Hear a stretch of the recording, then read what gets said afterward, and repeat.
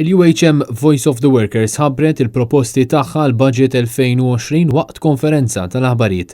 Josef Vella, kap eżekuttiv ta' UHM, elenka wħud mit-92 proposta li din il-union ippreżentat lill-MCESD fix-xhur li għaddew. Fl-introduzzjoni tiegħu, Josef Vella aċċenna għas-sitwazzjoni f'dak li għandu x'jaqsam mal-kontribut tal-union fl-MCESD bħalissa l-UHM mhux qed tattendi l-MCESD u dan bi protesta minħabba l-fatt li ma natax widna diversi drabi li provat tressaq numru ta' preżentazzjonijiet quddiem l-imsieħba soċjali. Għal-UHM dan mhux aċċettabbli għax kemm il-darba semet dak li rid jgħid ħadd ieħor, imma l-union qatt ma nagħtati ċans biex tressaq l-idejat tagħha fuq suġġetti li jitaraf bħala importanti. Il-kap eżekuttiv tal-UHM ried li l-union tagħmel preżentazzjoni lill-MCESD sabiex ikun diskuss il-loli tal-prezz tal-fuel fost oħrajn, iżda sfortunatament iż-żieda fil-prezzijiet ma ġietx diskussa.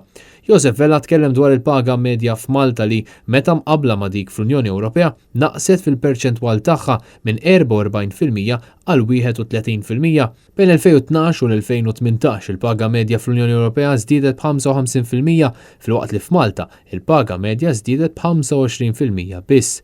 Josef Vella qal li b'dawn iċ-ċifri l-pajjiż ma jaffortjax li jara żieda fil-prezz tal-fuels. Il-UHM qed tissuġġerixxi li ħaddiema kollha mhux biss ikollhom kuntratt bil-miktub imma dawn il-kuntratti jkunu uploaded fuq portal li jitmexxa minn awtorità tal-Gvern. Għal xi raġuni jew oħra l-Gvern però qed ikaxkar saqajh fuq din il-proposta. Josef Vella tkellem ukoll dwar proposta ta' salarju ugwali għal xogħol ugwali filwaqt li elenka għal statistika li turi li 27% tas-suq Malti tax-xogħol u magħmul mill-barranin li sfortunatament qed isir abbuż fuqhom. Il-UHM qed tgħid li l-ħaddiema li jaqilgħu sa 25,000 euro fis-sena għandhom jidħlu awtomatikament f'union.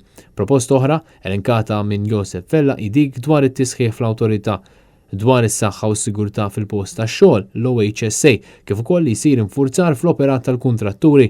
Josef Vella stqar is-settur tal-kostruzzjoni għandu jiġi regolatu li l-iżvilupp li qed isir ikun qed itejjeb l-estetika ta' pajjiżna. Proposta marbuta ma' din il-kwistjoni ili jkun hemm fond sabiex ikunu kompensati l-vittmi ta' min ikun ġarrab ħsarat jew twaqqih fil-proprjetà tiegħu kawża ta' negliġenza minn min kien responsabbli mill-iżvilupp.